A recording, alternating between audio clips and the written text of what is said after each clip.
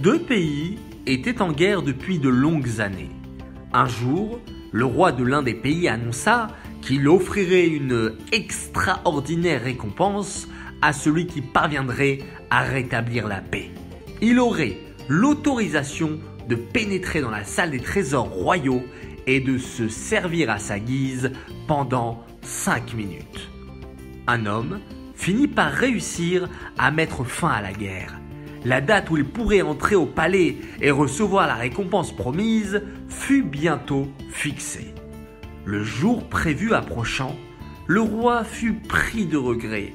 Il redoutait que l'homme prît ses précieux trésors.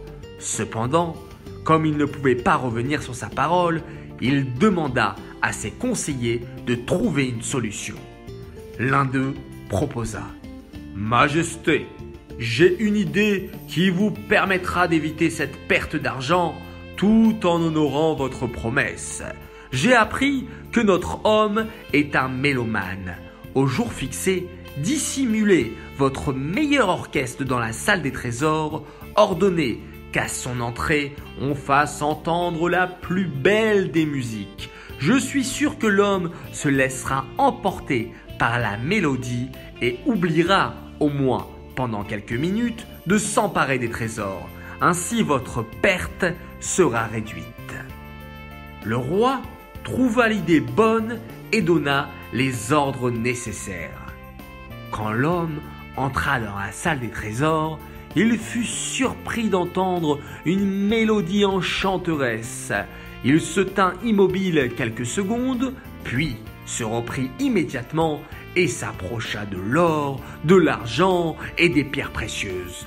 Mais de nouveau, la merveilleuse musique captiva son attention. Il se réprimanda intérieurement. « Je ne dois pas oublier pourquoi je suis là !» La musique devint encore plus belle. De nouveau, il s'arrêta pour l'écouter. Lorsqu'il se souvint qu'il devait se mettre à l'ouvrage, il sentit une main ferme se poser sur son épaule et une voix forte lui dit: « Le temps fixé a pris fin, vous devez partir. » Frustré, déçu et abattu, l'homme s'éveilla de son illusion. Toute sa vie, il se reprocha de s'être laissé emporter par la mélodie et d'avoir oublié de prendre les trésors du roi.